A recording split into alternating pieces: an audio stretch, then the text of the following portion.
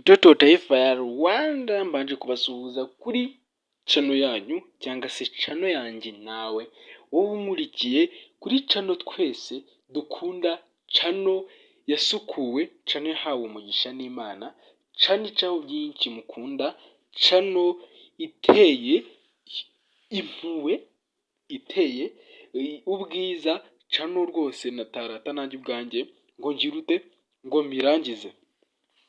Ndagusuje rero wowe nkurikiye, wowe wampaye subscribe, wowe umuhora undeba, wowe duhorana, ni by'agaciro kuba senga mu idini rya Isilamu. Twavuga ngo Allah aduhane imigisha, abandi bose reka tuvuge ngo Yesu ashimwe. Ubwo nawe uragira ute uransubiza muri comment. Ndabizi mubikora neza cyane mubikunze, kandi nanjye ndabizi ko munkunda, gusa nanjye murabizi ko dukundana, kandi umuntu ukunda undi n'undi abagira ute abamukunda ubwo baba bakundana. Reka rero tudatinze twinjiye mu ngingo nyamukuru. Hanze aha reka manze nkubwire gutya, wowe urabizi ko aba youtubers cyangwa se aba YouTube channel, abantu bakora ibi bintu bya YouTube ntabwo bemerewe gupostinga ibintu bigendanye n'ubusambanyi cyangwa se icyo twakwita nk'inkozi z'ibibi cyangwa se video ziharabika. Impamvu bikubwiye mbere ni ukugira ngo nkubwire ngo uwo bita Yampano rwose saha izi ngizi biravugwa ko apostinze video aryamanye n'umukobwa, akayipostinga ngo kugira ngo amenyekane. Mu babashije kumutera comment babashije gusa nk'abagaragaza ko hari Yampano yakoze ibi ngibi yabigambiriye cyangwa se yabishakaga. Urabona ko amavideo ntabwo ari umuntu amufasha umutunguye, ahubwo ni ubwo yafashe amavideo arimo nka selfie n'izindi zitandukanye. Urabona ko ariwe wifataga video agize ute abishaka, atari kuvuga ngo bamuguye igitungo cyangwa se baramutunguye. Rero ntabwo tuzi impamvu yabikoze, ntabwo tuzi impamvu uyu muhungu ari kwitwara gutyo.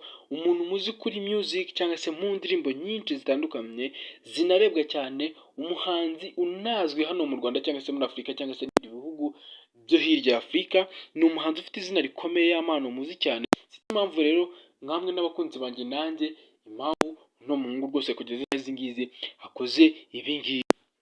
Ibi ngibi babikoze nyuma y'uko yakoze iriya ndirimbo. Mu minsi iri imbere amaze iminsi akora amavideo apostinga ari ahantu mu cyaro, ahantu hameze ukuntu aryamye ku mazi benshi, gusa ntabwo twari tuzi ko hazavamo ibintu nk'ibi. Nkurikiye rero wakanze subscribe, reka nkubwire ngo ni iby'agaciro kandi urama igitekerezo cy'ukuntu ubona Yampano cyangwa se impamvu waba wabona Yampano yabakoze ibintu nk'ibi, kugira ngo afate video ziharabika cyangwa se z'urukozasoni ngo azishyire hano.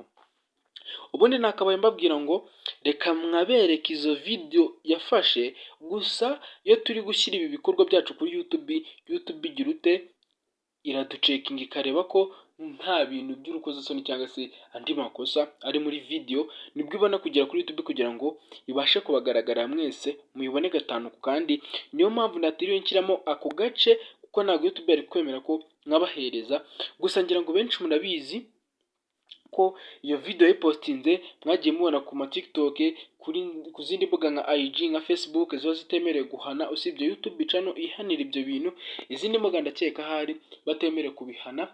Ubwo rero ku bantu bashaka kuza kureba iyo video barabimbwira muri comment nabyo, kugira ngo nze kubabwira ute.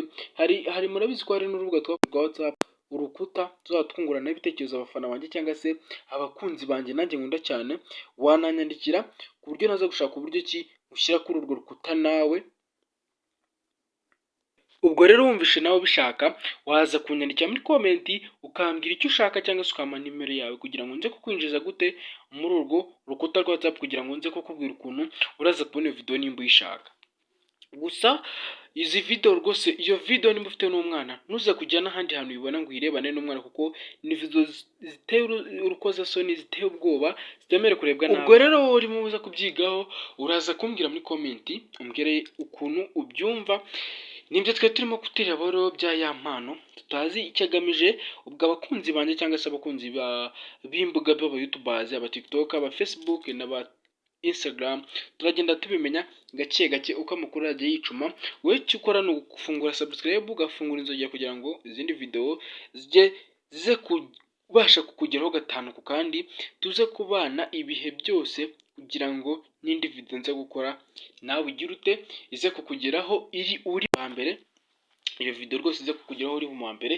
Ikintu rero nkusaba nta kindi ni ukuza tukabana tukajya twungurana ibitekerezo, tugatangana amakomenti, tukaganira hano kuri urukuta rwacu ruca ibiganiro byinshi, ibiganiro by'amafilime, ibiganiro by'amakuru hanze aha ngaha, hanze y'ibindi bihugu nabyo tujya tubikoraho. Mwabonye ko mu kanya nabahaye video yo muri Congo nabyo yabivugagaho, gusa n'ubu ngubu ubundi iyi channel ikwiye guca amakuru, kuganira, kwanariza, kuganira ku bintu runaka bihari muri sinema mu Rwanda cyangwa se mu makuru asanzwe ari hanze aha ngaha. Nicyo ino channel ishinzwe kugira ute kubagezaho. Murabizi ko rongewe najya mbarira umwanya wanyu, ahubwo reka mubwire ngo dure mu video ataha.